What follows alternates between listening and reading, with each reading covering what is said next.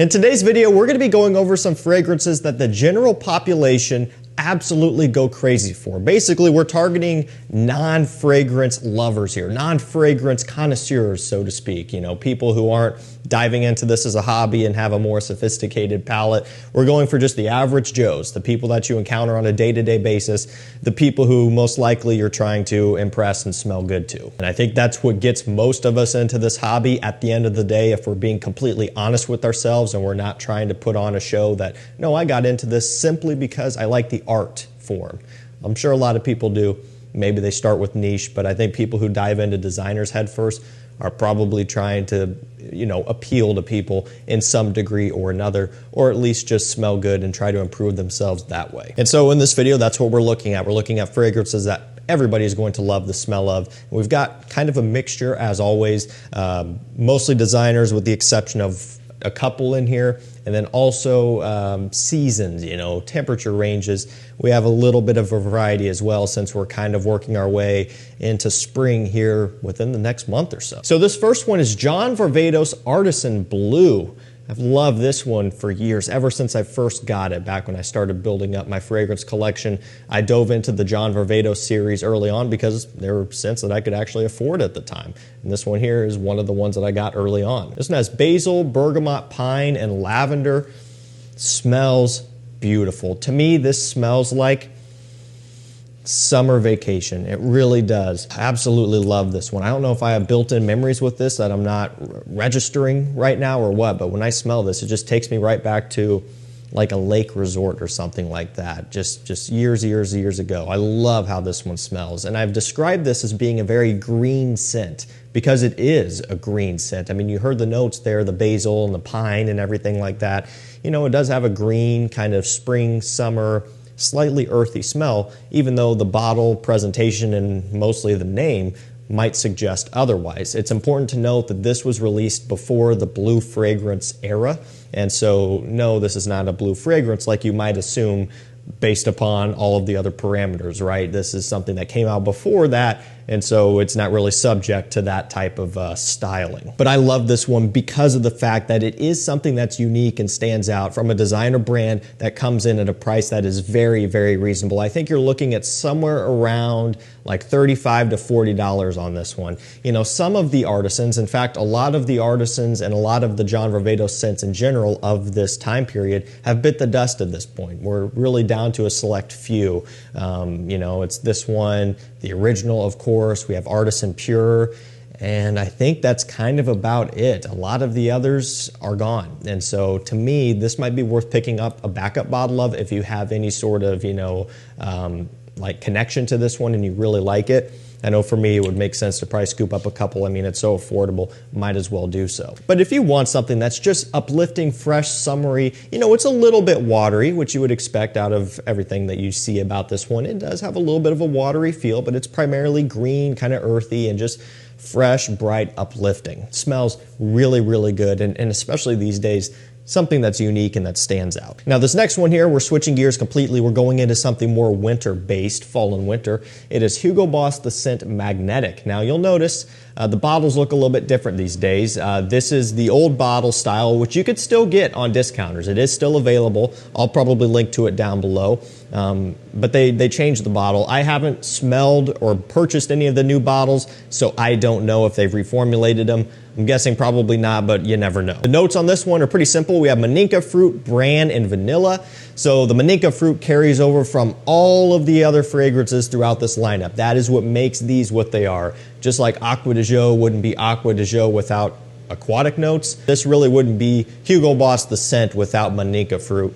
Smells great. Powdery, sweet, kind of mysterious, and you know, that bran accord almost gives it this slight hint of this boozy kick. And I think it might be mixed with what could potentially be a little bit of a bourbon vanilla in here as well. It just pushes it in that direction a little bit. Not to the point where it's a full-on, you know, boozy-based scent by any means, but it just kind of just hints with that. It just plays with that idea a little bit and then ties right back into that very unique Maninka fruit smell and that, you know, pretty prominent powdery smell that you get throughout the entirety of the scent. This is, you know, one of my favorites in the lineup. A lot of these have also bit the dust over the years, and they don't make a lot of them, like Boss the Scent Intense, Private Accord, and a couple others. You know, we still can get Le Parfum and, you know, stuff like that, but this is one that, you know, still keeps that main idea at the forefront. That Manica fruit smell is still right there, and they're just kind of building around it and making it, you know, stand out up against the rest of the lineup a little bit with that focus on the vanilla. It smells really, really nice, and ultimately, because of that main accord, it's very unique. There's not really too many other fragrances that use Manica fruit, right? It's kind of pretty much Boss the Scent and a couple like indie niche fragrances as far as I've seen, and that's about it. So you're immediately going to stand out when you wear this, and in a positive way. It still does have, you know, a mass-pleasing designer level smell to it, to where it is going to get great compliments. It's also very reasonably priced too. It's like $75 for 100 ml on discounters, which is, especially these days, for a designer, very, very reasonable. This next one is Jean Paul Gaultier Le Male Le Parfum. You know, these flankers move fast. I mean, we're already up to Elixir Absolu in terms of what you can purchase, but they released a new, is it Le Male in Blue, I believe is what it's called, and then a new Le Beau, I think.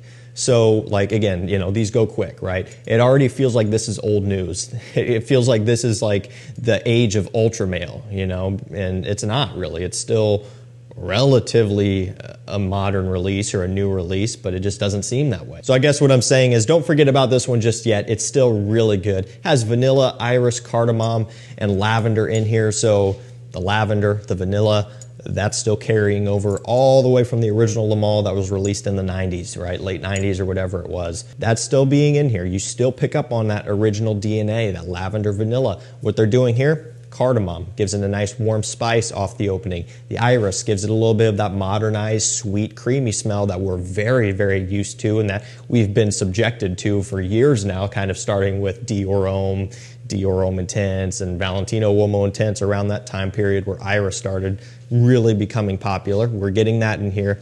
And then just, again, you know, a little bit of a kind of a tie back to that original is essentially what we get. I find this to be a little bit more interesting than the original, which wouldn't surprise you. But also, you know, this came not too long after Ultra Male, which is a very, very sweet, very playful smell. This has a little bit more of an upscale, grown-up smell to it in comparison to Ultra Male, but it is still on the younger side for the most part. However, it does smell really, really nice, and it's one that's not extreme. You know, Ultra Male is what I would consider to be an extreme scent. Le Male Elixir Absolu is kind of on that extreme end as well, because both Ultra Male and Elixir Absolu are using a very prominent sweet fruity note, either plum or pear, you know, depending on which one you get. And so this doesn't really have any of that. It keeps it relatively mild, so to speak. But it's one that, again, is on discounters all over the place. You can get 200 ml bottles for like 112 bucks. Testers, you can get these 125 mLs for typically just under $100 on sale oftentimes. So again, pretty reasonable for what you're getting in return, which is a very strong scent with great performance. Now we're going to go over to a niche fragrance up next. This one is Parfums de Marly Altair. This one's by far the most expensive scent in this video. The other niche fragrance that we're including later on is under $100. That'll give you a hint there. But this one has bourbon, vanilla, cinnamon, praline, and cardamom. Now, really quick, if you don't want to spend the money on this, you can get a Liquid Brun by French Avenue / Fragrance World. Have done many videos on that as well. It's really about as close as you can get to this for about 40 bucks versus paying, you know, whatever it is, 230 when you're lucky for this one. Okay, so big savings there, but figured I'd throw in the real one just for the sake of the video. It smells great. I see why people go crazy for this, and they do. People go absolutely crazy for Altair and its clones because it is a very delicious smelling gourmand with that beautiful bourbon vanilla and all of that praline sweetness and kind of this chestnut, nutty, edible, dessert-like quality that it has. It truly, I mean, the way to describe it is delicious. It really does smell that way, and people love this stuff, especially for winter. Like, now is the time to be wearing this one. When it's super cold outside, you want something warm and inviting and kind of cozy. That is what this one is going to be for. You know, as we're starting to edge our way into spring here, it's not going to take a whole lot of heat to make this one too sweet, you know? So definitely wear it while you can, because at least for me, you know, we start putting some sun, some warm 65-degree weather on this one. Sometimes that's enough to where it's like, okay, I'm going to switch to something else, because I really don't need this one heating up and projecting more and getting more sweet than what it already is, because it's on the upper end of things, you know. Maybe not quite as sweet as Ultra Male, just again, no fruity aspect here to take it over the edge, but man, it's not too far off. So if you don't like sweet scents, you're not going to like this, but if you do and you want something kind of very gourmand and delicious smelling, this is it. And again, that fragrance world is spot on too for a fraction of the price. And really quick, if you want a chance to win $450 cash straight to your PayPal, head over to my community tab and shop those links. If you shop through any links on my community tab or on my website, your order is automatically entered to win that $450. I have a page dedicated to telling you the rules and how it works. There's another page you can go to where you can actually track your entries. You can make sure that the order that you placed is in the system for drawing, okay? So you just type your order number in, you hit send, and it'll tell you if it's in there. You can do that with all of the order numbers that you place through those links. Again, the orders had to be placed through those links on my community tab or on my website. Again, more info is over there if you're interested. You're already doing the shopping on these discounters anyway, so that's just kind of an extra way to potentially win, you know, a shopping spree or put that money towards whatever you want. A lot of people have entered already, and it's a great little way to, you know, spice things up a bit while you're doing your fragrance shopping. So again, check out my community tab or just go straight to my website. You're going to find more information on that there. Good luck. Now this next one is Jean Paul Gaultier Scandal. This is the Absolu version. They just came out with the Elixir. Haven't purchased it yet. It is on Joma Shop. A little bit pricey, but I will get it here soon. But this one, you know, it's been around for a while. Around $110 usually is where this one sits for 100 ml. 3 notes. It has Mirabelle, chestnut, and sandalwood. Very sweet. I mean, is that a surprise to us? Of course not. It's a Jean Paul Gaultier. It's a Scandal. But I do like it. It is my favorite Scandal. I much prefer it over the original and the Le Parfum. Again, I haven't tried the newest Elixir yet, but it is on the list. And it's kind of interesting. We got Absolu before Elixir. Seems like sometimes it's the other way around. So I've been getting mixed up on them already, because I feel like this should be Elixir and the new one should be Absolu, but of course that's not the case. Sweet, vanillic, tonka bean based, powdery, of course. You know, there's not a whole lot about this one that's going to stand out. It does have like a plum fruitiness too, which helps a little bit to help it stand out, but it's not what I would consider to be something that is a mind blower by any means. However, this is something that just works for people. You know, it's not really trying to reinvent the wheel. It's just doubling down on what has already been proven to work time and time again, and, you know, ramping it up into a highly concentrated, strong performing format, meaning this one gets a ton of compliments, lasts all day long, and people love the stuff. People go absolutely crazy for it. And so if you want compliments for winter and fall use, this one's it. And again, very sweet. You know, as we get into March, I'm probably going to be not reaching for this, because it doesn't need any help to get sweeter by any means from the heat. Kind of running down to the end of the video here, go for something spring and summer based. We have Choo Man Ice, rose to fame because of the comparisons to Dior Homme Cologne, and it is true. Smells a lot like Dior Homme Cologne, whereas that Dior is, you know, right around $100 or a touch more. This is right around, I believe, 40 or so. Okay, and we're talking 100 ml bottle here. The Dior is 125, but still.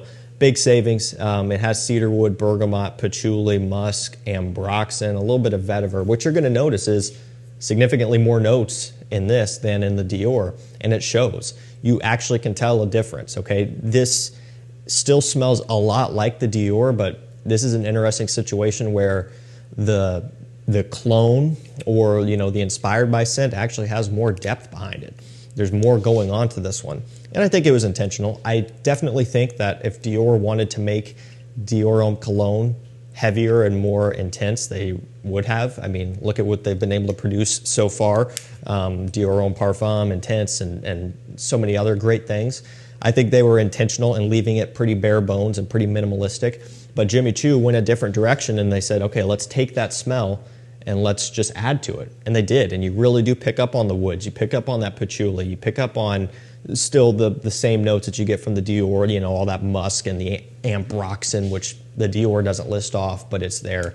all of the citrus, right? You get that, but just more of a woody take, more of a heavier base. You know, some people prefer that, and there are times where I prefer the Jimmy Choo because there is a bit more going on. There's more to pick up on. Now, this one is not going to have the same type of extreme heat performance as the Dior, and I don't mean performance in terms of longevity projection. I mean in terms of like how it holds up to that heat.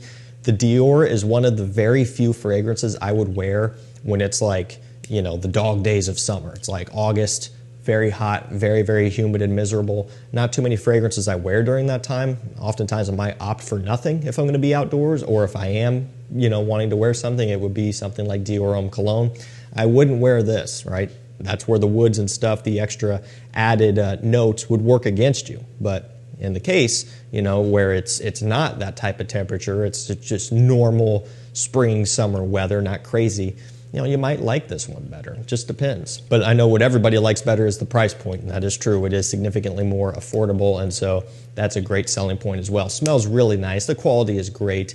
It's a Jimmy Choo, which is not like an authoritative brand in the fragrance community by any means, but it really is good for the price. And last up for this video, we have Mancera Intense Cedrat Boise. Keen listeners and keen followers of the channel probably knew that the other niche fragrance was going to be a Mancera based upon me saying that it was going to be under $100 earlier.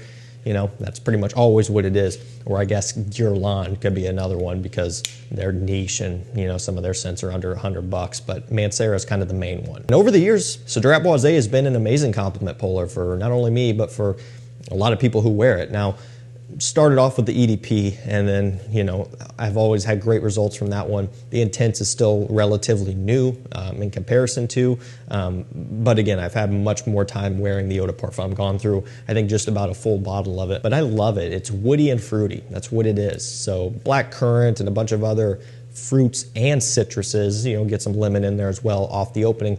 But you do get a sweeter, woodier base in the mid and transitioning into the dry down as well a bit later on, which gives it versatility. You could wear this one in wintertime, like right now. You could also wear this one in spring and summer. You know, again, super hot summer days, not my choice, but, you know, it can be done, I suppose. If you want strong performing niche with great mass appeal under $100, this is the one to look at. Mancera Intense Cedrat Boise. Alrighty guys, that's gonna do it for me. Some fragrances that normal people, non-fragrance lovers, are going to go absolutely crazy for. And don't get me wrong, plenty of people who are into this hobby, of course, are going to love these too, but we're not really trying to impress people who, you know, have smelled this stuff before, right? We're kind of targeting people who, you know, haven't had a familiarity with all of these, and, you know, just normal everyday to-day people who are typically a lot easier to impress. Links will be down below. Thank you so much for watching. Stay safe, stay healthy. We'll see you tomorrow with another one. Take care.